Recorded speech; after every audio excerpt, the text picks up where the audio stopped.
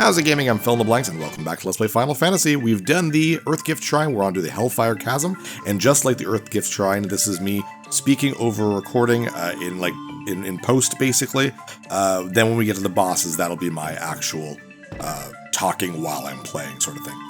Hellfire Chasm is just a slightly bigger version of the Earth Gift Shrine. There are 10 floors instead of 5, but the same rules apply. They are random, but unlike the Earth Gift Shrine, you will never see all of the floors. And when we get to that specific floor that I'm talking about, we'll talk about what I'm talking about. Most of these floors are set in a volcanic place. The same rules apply, just like the volcano where we fought Merilith, where if you step on lava, you can't get into fights. And I think like 4 of the floors have that mechanic. So those floors are really, really easy to just go on fire and not get any fights. There are some slightly stronger enemies in this in this dungeon compared to the Earth Gift Shrine, but they are still super easy for where we are. Earth Gift Shrine, I said you could probably do level 25 or so. I could see it being fairly easy to do this at like early levels, like early 30s, as long as you got your class upgrade. Again, it really is the bosses that would give you trouble. They can go up to about 15,000 HP in this one, as opposed to Earth Gift Shrine, which went, I think, at maximum 5,000, I think, maybe something like that. But there are some items you can get in this dungeon that are decent, but like I said with the Earth Gift Shrine, do not worry about manipulating the RNG in the randomization or anything like that. You just kind of go through them and you'll be able to, first of all, if you're doing what I'm doing and you already beat the game, the stuff you're going to get here, even though it might be slightly better, it's like 1 or 2 points of whatever the thing is, so it's not really a big deal. This is a nice easy one, just head straight to the bottom. Nothing special. There's no fire or anything like that either. This is me looking, you can tell I'm looking at my phone, looking at the maps to see which one I'm at. Because again, they're random, right? So I have all the maps loaded, just so that I'm not wasting time looking around. Ooh, a stamina plus. I guess we don't use that right away. Forget when I used that. You'll get stamina plus and other things plus, and those are permanent boosts to a character stat. Only by 1, but still. So, depending on what you want, like, with stamina, you want everyone to have good stamina, so I'm probably going to give that to Dev, because he's probably going to have the worst. But stuff like, attack, immediately give to Solomon, immediately give to Kira. Accuracy, same thing, give to Solomon, because he's the only one. Oh, I guess I do use it. Woo, look at me use it. Stamina plus, it's raised stamina, we use that on Dev, +1. Defense is something everyone always wants, and we really want our weaker characters like Zera and Dev to get that. Solomon's fine, he's got the massive armor. Kira could use it too, but you want everyone to have good defense. But attack-wise, you only want your attackers to have that. It's the same with, like, you get one that's like, oh, it brings mind up. You're not going to use that on Solomon. That'd be ridiculous. So, right next floor. And then just another fire one. There's a lot of these. They all be looking at my phone again. They all kind of look the same, so it's like, where did you pop off? Oh, I didn't mention this last episode. In a good chunk of these, it's not such a big thing in Earth Gift, because only 1 floor has this mechanic, but in this one, most of them have this, and that is, you are randomly dropped somewhere in the floor.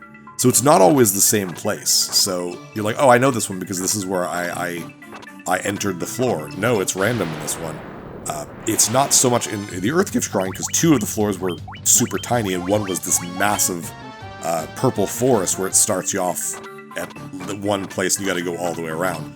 But in this one, and I think the other 2 dungeons do this too, where it is like you are randomly dropped off. So it's a little frustrating, but again, the fact that we do not get into fights when we're traversing on lava makes this, pretty simple. Pretty simple. Run. There we go, pretty easy. Alright, Present Phil is back and playing. We are halfway done the Hellfire Chasm. That means choosing one of the 2 bosses here. We're going to go up, you can go down as well. We're going to also heal up everyone too, because we definitely want to heal up. It's a boss, and just like the Earth Gift Shrine doing Final Fantasy 3 bosses, this will be spoilers for Final Fantasy 4 bosses, just heads up. Let's go! Ooh, what a treat. What a treat to be the one to send you to your graves. Perish, knowing that it was Scarmiglione who fed your corpses to the earth. And yeah, here's Scarmiglione from Final Fantasy IV. And it's like, really? He's just a dude in a cape with pervy hands. And it's like, yeah, he's nothing to write home about. But we're going to temper and haste. And we're also going to actually set up some null shock. Because that's pretty much the only thing it wants to do. Hopefully get that null shock off, because it's fairly strong. Well, it has about 4,000 HP, though, so HP-wise, very weak. Very weak compared to the other elemental fiends from Final Fantasy IV. Oh no, Thunder! Like, that's pretty strong. With null shock already up, that's pretty good. Attack. She's going to defend, and we're going to heal Ara. We don't know who else is going to hit, right? We're just going to basically attack with Solomon. That is all we want to do. 4,000 is no HP. And that's already 2,300, so 2 hits is all it's going to take.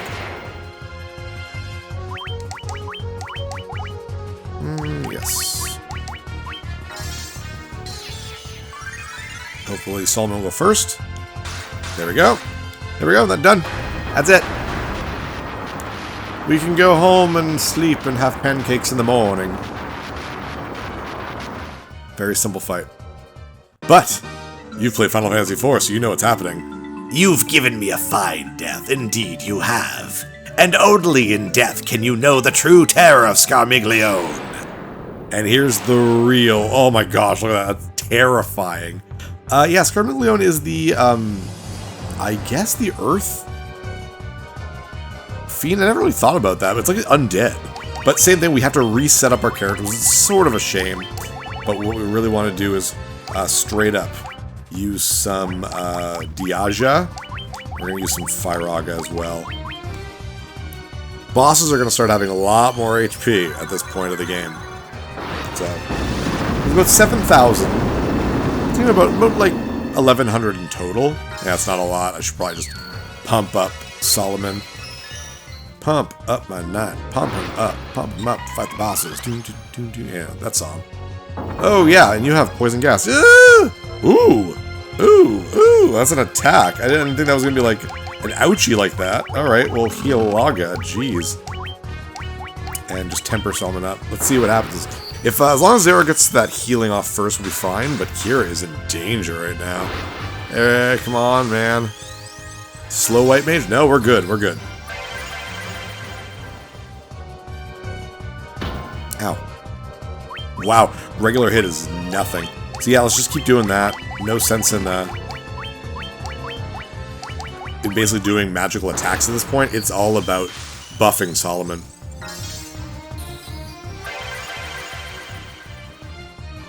Okay, good. We're safe now. One more hit, should be fine.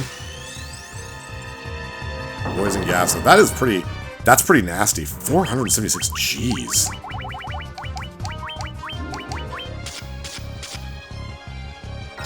Yeah, nice. Good healing there, Zera. And done.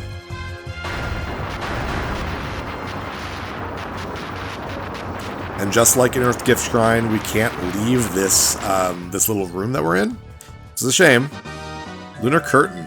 Lunar Curtain. I just want to make sure I know what that is. Whee, all the way down. Yeah, it's null death. Oh, okay. But yeah, we can't leave. You do have to keep going. Oh no. So onward to the next few dungeons of the game. Take it away, Future Phil. Thank you, Past Phil, or Present Phil, whatever I ended up calling myself there. That was a really easy first 5 floors. And this is, again, completely random, so I just ended up getting really easy floors, and now we're doing kind of the longer floors. This one's fairly simple. It's a little bit of a maze. It reminds me of one of the rooms in the volcano. I can't believe I haven't been getting into fights here. But just follow where I'm going. We're leaving. I'm not doing exploration for treasure chests my first playthrough. And I mean, I'm probably not going to unless there's something very, very good that I can get that I just happen to like, oh, the 5 treasure chest floor is in a really good spot so I can get something really good here, but I'm not going to seek stuff out while I'm doing the recording because it's more important that this is like, here are the floors. You got to see them, blah. Plus, some of the treasure chests can be randomly located, so that's very frustrating. I think they're always the same in this one specifically, but there's some that they are just, like, sometimes they're there, sometimes they're not, sometimes they're in different places. You're just like, Stop making everything random. I hate random in my games. I really do. I'm that guy. And I like the idea of, like, randomizers, because that's different. That's taking a beloved classic that you might know inside out and having fun with it. I mean, in terms of just general things. That's why I don't really play roguelikes very often. There can be roguelikes that are good, but, like, stuff like this is boring. RPGs? I don't want that stuff in there. Oh, this is a weird one. So there are no fights here unless I touch the glittery rock tiles. Which I do. I actually do look around for treasure chests in this one because I'm an idiot. This is one of the reasons why this episode, I think, goes on a little bit longer. Because I'm dumb. And I go for the treasure chest. But yeah, you basically have these wandering NPCs that say nothing of importance. They just say, like, I don't know where I am. Oh, how do I get out? And you can't push them out of the way. You just have to wait. It's so dumb. Like, again, the design fundamentals, like the mentality that they had for the designs of these things, it's like, you know what would be fun to put in our re-release of Final Fantasy? Oh, what, Jerry? What would be super fun? If we made a floor that is purposely annoying. Oh my gosh, Jerry, what a great idea. That is such a good, like, I don't get their design fundamentals there. It's just super, super odd why they do that. I think they do better in later ones. Final Fantasy IV probably has the most interesting extra dungeons. I still don't find them very fun, because they're just brutally difficult. But they're interesting thematically, if that makes any sense. I haven't played through it in like 20 years almost, but I remember FF2's Soul, whatever, the extra dungeon that they did is really cool, because it actually continues the story, which I think is really, really neat. So, if we ever do Final Fantasy II, I'll be more happy to do that extra dungeon. Damn it, old man, why did I do that? I timed that so poorly. But the sad part is I'm looking for all these treasure chests. I don't think I find anything of value in any of these. I think this is one of the floors where you can get all 5 treasure chests. I'm not sure. But I think that the floor number and the floor layout didn't jive well, so I didn't get anything really good. Which is a shame, but I mean, whatever. That's okay. At least you got the fun Matoya's music, which is always fun. FF1 has an amazing soundtrack. And obviously this is the PSP redone soundtrack, but even the original NES version, I think, has a really good soundtrack. Like, legitimately good. And it makes the game that, like Dragon Quest 1 is hard to play on the NES. And it has a fun soundtrack, but it's nothing special. FF1 on the original NES, it is playable because the music is still really good and it's a little bit faster than Dragon Quest 1. Get out of my way, Mohawk Man. I do like how there's in the original FF1, there is a Mohawk Man. I don't know, I think that's fun. There's not a lot of NPC designs, more so than Dragon Quest, of course, but there's not a ton of them. The fact that they were like, let's make one of them a guy with a Mohawk, I just love that, and that's great. Very, very neat. Down we go. At least I went the right way, so I didn't have to deal with any, I was dumb, I stepped on a shiny one. That's okay. As you can see, Gloom Widows, what are they, Black Goblins or whatever, very easy. They're the same stuff we fought at the Earthgift Shrine. So even if you're doing this early on in the game, not early on in the game, I'd still say you should be like early 30s. This still should be easy. Hermes Shoes, woo! A lot of that stuff, like the Spider Silk is slow up. Hermes Shoe is haste. The curtains are various barriers, so like a red curtain is Null Blaze, a blue curtain is Null Frost, a white curtain I think might be Invisira, or Null All maybe, I'm not sure, Null Death. But a lot of those stuff actually come from the later Final Fantasies, where they have items that cast spells, or at least do effect of spells. So it's really good because I think for FF1, because it's the only Final Fantasy where the decision you make of your party is permanent. If you choose all 4 warriors or fighters or whatever, you can't change that. You can't suddenly just have a mage. So I like the idea that in the re-releases, they're like, let's put in those like modern Final Fantasy equipment, not equipment, but items. That way, there's still ways to cast haste or Fyra or that kind of thing. So I like that they do that. More of the fire. That's cool. We are almost to the cool floor, which really stands out for me anyways, that I really think is neat.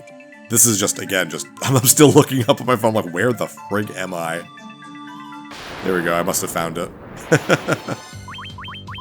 But yeah, when you're just looking through, like I have the PSP anniversary guide. I didn't even know they made one, but I guess they did on my phone. And they show all the. It's frustrating because like you buy a guide, you want all the information, and it has the maps, but it doesn't have the list of items you can get or how they work or any like how the It has the list of items, but it doesn't have the list of treasure chests that you can get from the bonus dungeons, and it doesn't list how the bonus dungeons works in terms of its random generation, how they are created, basically. You know, so but it's half of the guide is just maps because like Whisperwind or whatever it's called, Cove, the last elemental dungeon is 40 floors, so there's just pages upon pages of maps. It's funny. This is the dungeon floor I was talking about. This is a kind of false world map, and this is the one that you'll always see one of 3. There are 3 of these world map designs, but you'll only ever see one per playthrough of the Hellfire Chasm. This is the one we got this time, and your objective is to find your ship and then find your airship and then find the way out. I love that. I think it's really, really neat. And this is a longer floor because of that design, but I guess the game technically doesn't think it's a world map because you can run. There we go, brand new enemy, yellow ogre. Woo, now you're dead. You can dash on this map. You can't dash normally. Doing some healing. Finally some healing. Wow. You can see that I'm level 45 and level 46. Because I think I've gained maybe 1 level since beating the game. And I think by the end of my 2 playthroughs of Hellfire Chasm, I get to level 47 with the characters. That's crazy. I had to go through Earthgift Shrine 4 times and this dungeon twice, and I gained 2 levels. So, boo on that. There's the ship. Found the ship. Now I'm looking on the map. Where do I go from here? There's multiple ports that you can go to, so my ship might not have been there. It's random where it can appear. And it's the same with, I don't think it's random where my airship is. You have to find a desert, just like you did in the base Final Fantasy 1, and kind of call up your airship again. I think that's really neat. I actually think this is a really cool idea. There's new enemies on the ship, which is fun because there was a very static amount of enemies on the ship and like in the waters in the base game. So I think that's really cool. The death element is a really neat idea. And hello, ship, or a pirate, I mean. Not all places can be reached by... Well, I missed that. Is the treasures in the level I can't get to. You can supposedly reach them with a canoe or airship. I've also heard that using a levystone, the oasis of the desert can raise an airship from the sands. That doesn't do me much good since I can't find a bloody levystone. We already have one. Thank God.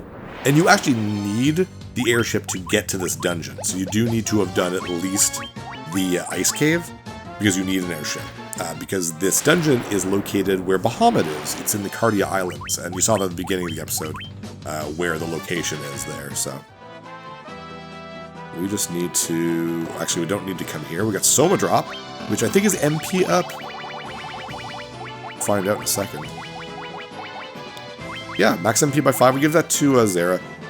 Dev is fine for MP, but healing always requires a lot of MP, and Dev is going to be more of like, he uses Temper, he uses Haste. He's not really using Flare all that much, like he doesn't have time to do that. By the time Solomon is jacked up enough, you know, we're ready to kill that boss, but Zera always needs to be healing. Yet that's a white mage thing. ABH, ABC, always be curing, there we go. That's that's a good mantra, I guess. I don't know. Blue trolls, pythons. The blue trolls look really cool. You don't see a lot of trolls in the original game, so it's neat that they bring those back. They're just palette swaps, but I mean, that's fine. The fact that we're getting unique bosses is really cool from the other Final Fantasy games in this beautiful HD 2D, which is not what Octopath Traveler calls itself HD 2D. No, that's, I don't know, 3D 2D with a mixture. This is HD 2D in my opinion. It's high definition 2-dimensional sprites. It's gorgeous. God, I love the PSP version of this game. It looks so gorgeous. I wish FF3, 5, and 6 could have got this treatment. I think that was the original plan. I'm not sure. Where do I go? Up to a desert, I assume? Or to another battle? Run, run, run. Yeah, smart, Phil. There I go. So many fights. Oh, wow, one Black Goblin.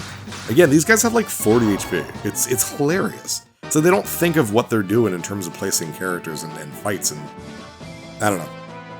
It's really weird to me.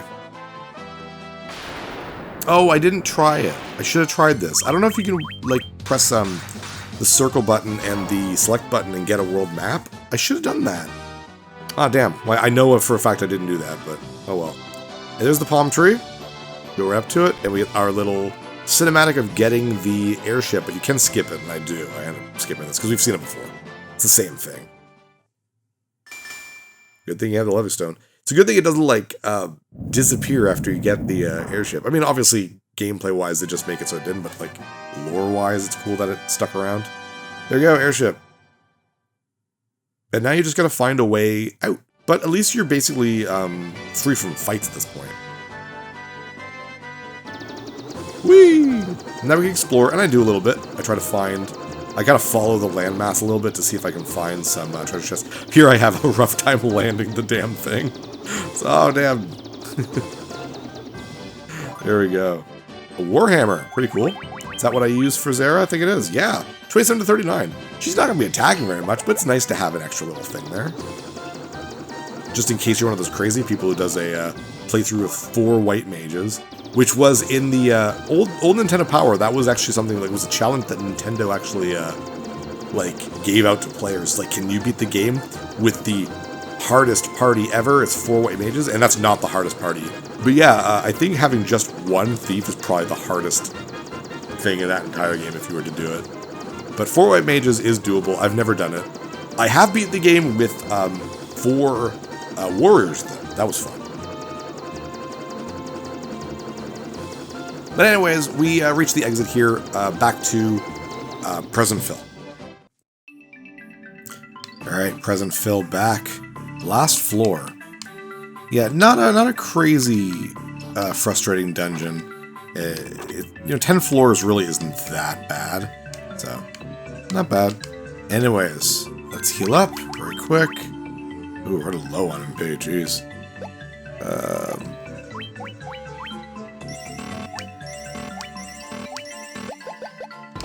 In here, we'll fight. Well, we basically skipped over the second elemental fiend, and this is the third elemental fiend in Final Fantasy IV. I suppose I underestimated you. I didn't think you would make it this far. No matter. Barbarishia's winds will cut you down. And it's the girl elemental, so she has to be scantily clad for no reason. She just looks like a random girl, but she's actually the wind elemental from Final Fantasy IV, and quite a strong fighter. This is a very difficult fight in the original game if you don't know what you're doing. We pretty much want to heal up like almost every turn at this point, because she can hurt us all like at the same time. So it's very dangerous. Here's Ray. Ooh. Okay, good. What's her other move? She's got like Cyclone or something like that, and that can hurt us all. It's basically the big wind attack that Chaos could have used, so that was a waste of a Hilara, but we want to make sure everyone's healthy pretty much all the time. She's about a little less than 13,000 HP, so she's strong. She's definitely not strong.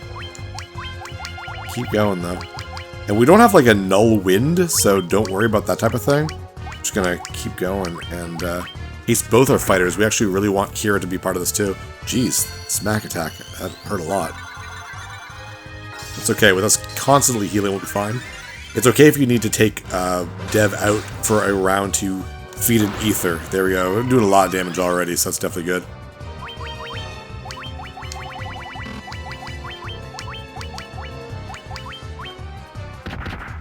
Oof. We're lucky. Hasn't been doing the crazy multi-attack yet, though. Yeah, we're both doing great. Good job, Solomon and Kira.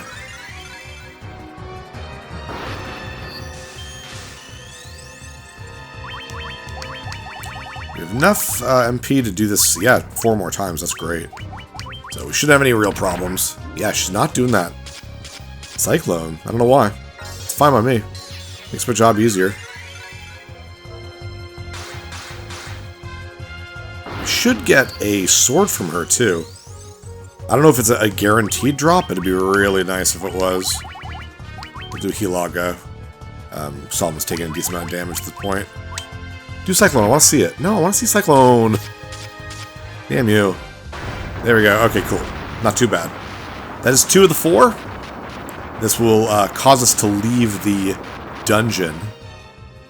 That's okay. We'll just go back in. Yeah, the Brave Heart. Yeah. Not as good. Wow, not even close to as good. Accurate, though. But it casts confused when used. Is that good for you? No, wow. Lame. Lame. Oh, whatever. Going in here and then going in here will leave the dungeon. But let's go back in, of course, and we'll do the other 2 elemental fiends. Alright, we're back on floor 5, and I still haven't found anything good. So everyone's still kind of got their basic stuff going. So let's go down instead of up, where we'll fight the second of the 4 elemental fiends from Final Fantasy IV.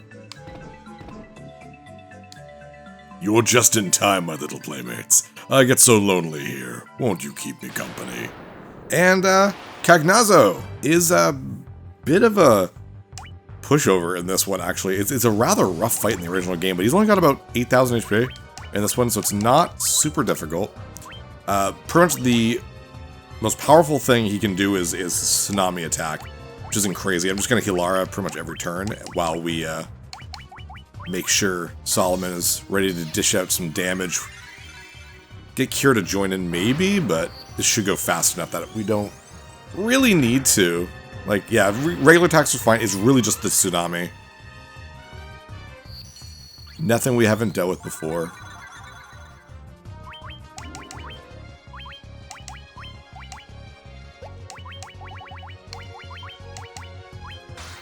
Technically weak against lightning too, by the way, but it's not going to matter in the long run, as you can see.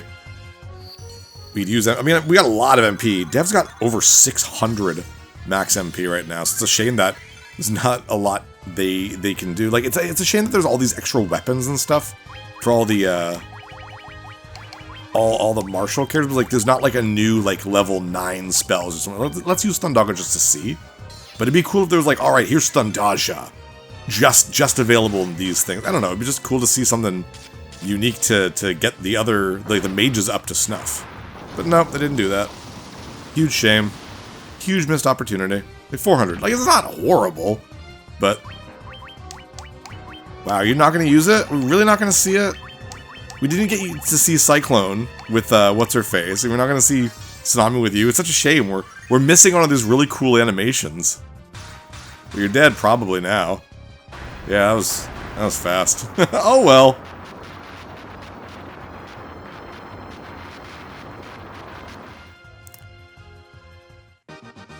Ooh, got a light curtain, so nothing major. All right, we'll make it to the last floor to fight the final boss of this bonus dungeon. All right, last floor of Hellfire Chasm. Let's just do a quick heal loggo for everyone. Should be good enough. Heal up. There we go. And we will head, I believe, upwards. Up here. I don't know why they make these mazes. There's no fights. Just let me fight the bosses. Yeah, I went the right way. Good. Alright, and we'll fight the most famous of Final Fantasy IV's Elemental Fiends. And, oh, there's a treasure chest. I am Rubicante. Let us measure your worth, warriors, in the crucible of my flames. I think it's Rubicante, not Rubicant, because it sounds like Picante. But yeah, in the original Final Fantasy IV, Rubicante would always heal your party, because he's like a sort of gentleman. I always like that about him. It's a cool little kind of personality thing with him. He is not weak to ice, believe it or not. I don't know if they do it in this game, but in FF4, he can change kind of his form a little bit and end up actually being healed by ice, which is really interesting. Ah, Scorch. Ooh, geez, that was cool. Alright, 204. Okay, still want that Null Blaze, obviously. He's got 15,000 HP, which is the most we've seen from a non-Chaos boss, so we want both Solomon and Kira kind of powered up for this. Keeping everyone healed up. Get you to... I've got one of those special items that's only available in this version of the game. Speed Drink. Temporarily raises agility. Temporarily? I want... Did I get a Bard's Tunic? I didn't even realize. Hermes Shoes. There we go. Cast Haste on Kira. And then Temper Kira. That way both Solomon and Kira are ready to go. And we're getting Farragut already. Jeez, yeah. He means business. But now we're going to dedicate Zera to some healing, so we'll be fine. I don't think he can do enough damage in a single turn to a single character to kill, so... We're going to constantly just keep tempering with Dev. That's what he does. Shimmy can't do like a mass temper, like get both of them at the same time. But yeah, that extra, just 1,500 a round from Kira is definitely worth it. Ooh, okay, well, if we get unlucky, Rubicante attacks Kira with a physical attack before I can get some healing off, we might get a death, but let's hope not. Good, we're good. We're doing a lot of damage per round, so this might be the last round. Scorch! It looks great. 1,500 and... Wow, 3,000, yeah. That's 4,500 per... Well, not this round, but definitely next round. We're good. One last Hilaga, and you can just defend. Oh, Fyra! Man, should just cast the Aga. Yeah, it looks like he doesn't switch forms out. I guess, I don't know, this engine maybe not good enough to do that. Not sure. Goodbye, Rubicante. There we go. Good fight, though. A lot more HP, but I mean, we're doing a ridiculous amount of damage. And we're not even gaining that many levels. I'm only level like 47. So, oh, we got the Kikuichimanji, which is clearly a katana-style weapon. We could have gotten this from, I'm not sure, Kraken maybe? Ooh, nice. Yeah, okay. Better than the Sasuke's blade. Very cool. Not a huge amount, but that's better than nothing. I'll take that. Very, very cool. Let's see what that Bard outfit was that I saw. Oh, it's not good. Maybe I did see it and I wasn't paying attention. Let's see what this is. Another ribbon. Oh, that's cool. Because, yeah, there we go. Yeah, I'll take the ribbon. 5 to defense, but I mean, it's wars on special attacks, so I'd rather have that evasion up too. Yay! Everyone's got a ribbon now. That's really, really great. So, Kira really got some good stuff here. But yeah, that is it for the Hellfire Chasm. Next episode, I don't think we'll do it in one episode because it's much longer, but we'll start the, oh geez, what's it called? Life Spring Grotto, I think. Yeah, with that, I'm Fill the Blanks. See you next level.